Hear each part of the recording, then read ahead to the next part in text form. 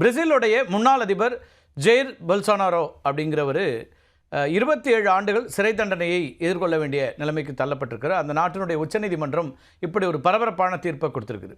முன்னாள் அதிபர் ஒருத்தருக்கு இத்தனை ஆண்டுகள் தண்டனை அப்படிங்கிறது இதுதான் முதல் முறை. உலகத்திலேயே இவ்வளவு ஆண்டுகள் தண்டனை கொடுக்கப்பட்டது இதுதான் முதல் முறை.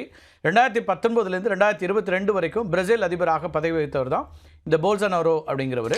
2022ஆம் ஆண்டு நடைபெற்ற அதிபர் தேர்தலில் 11 வேட்பாளர்கள் களத்தில் இருக்காங்க. அதில் தற்போதைய அதிபராக இருக்கக்கூடிய லூலா டா சில்வா அப்படிங்கிறவரும் போட்டியில் இருக்கார். 48.43% வாக்குகளை அவர் பெறுகிறார். அவரை தொடர்ந்து அப்போதைய அதிபராக இருந்த போல்சோனாரோ 43.20 வாக்குகளை பெறுகிறார். யாருக்கும் 50% வாக்குகள் இல்லை அப்படின்னா முதல் 2 இடங்களை பிடிச்ச லூலா மற்றும் போல்சோனாரோ 2வது சுற்றுக்கு தகுதி பெறாங்க. 2வது சுற்றில் லூலாவுக்கு 50.90% அதே போல் போல்சோனாரோவுக்கு 49.10% வாக்குகளை பெற்று மிக குறைந்த வாக்கு வித்தியாசத்தில் தோல்வியடைகிறார்.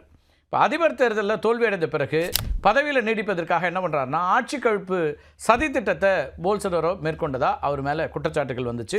தேர்தலுக்கு பல மாதங்களுக்கு முன்பே மின்னணு வாக்குப்பதிவு முறை குறித்து போல்சோனாரோ ஆதாரமற்ற சந்தேகங்களை பரப்ப தொடங்கியதாக குற்றச்சாட்டு முன்வைக்கப்பட்டிருக்கு. தேர்தல் முடிவுகள்லாம் அறிவிக்கப்பட்ட பிறகு போல்சோனாரோ இராணுவ தலைவர்களோட பல முறை சந்திப்புகள் நடத்தி இராணுவ தலையீடு மூலமாக அதிபர் பதவியை தக்க வைக்கிறதுக்காக முயன்றதாகத்தான் குற்றச்சாட்டு. அப்போது கடற்படை தளபதியாக இருந்த அட்மிரல் அல்மீர் கார்னியர் சாண்டோஸ் அப்படிங்கிற ஒருத்தரை இதுக்கு சம்மதித்ததாகவும் ஆனால் இராணுவம் மற்றும் விமானப்படை தளபதிகள் இதுக்கு மறுத்துவிட்டதாகவும் தகவல்கள்லாம் வந்து கொண்டிருந்தன. இப்போ போல்சோனாரோவினுடைய ஆதரவாளர்கள் பிரேசிலில் இருக்கக்கூடிய அதிபர் மாளிகை, நாடாளுமன்றம், உச்சநீதிமன்றம் அப்படின்னு எல்லாவற்றின் மீதும் தாக்குதலும் நடத்துகிறாங்க.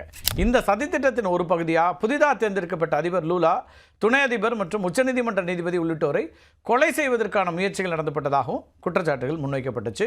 போல்சோனாரோ மீதான இந்த குற்றச்சாட்டுகளை விசாரித்த அந்த நாட்டு உச்சநீதிமன்றம் அவருக்கு 27 ஆண்டுகள் சிறை தண்டனை விதித்து உத்தரவிட்டிருக்குது. 5 நீதிபதிகள் அடங்கிய அமர்வுள்ள 4 பேர் ஜெயிர் போல்சோனாரோ குற்றவாளி அப்படின்னு தண்டனை வழங்கியிருக்கிறாங்க. அது மட்டும் இல்லாமல் 2060ஆம் ஆண்டு வரைக்கும் தேர்தலில் போட்டியிட தடை விதிக்கப்பட்டிருக்கு.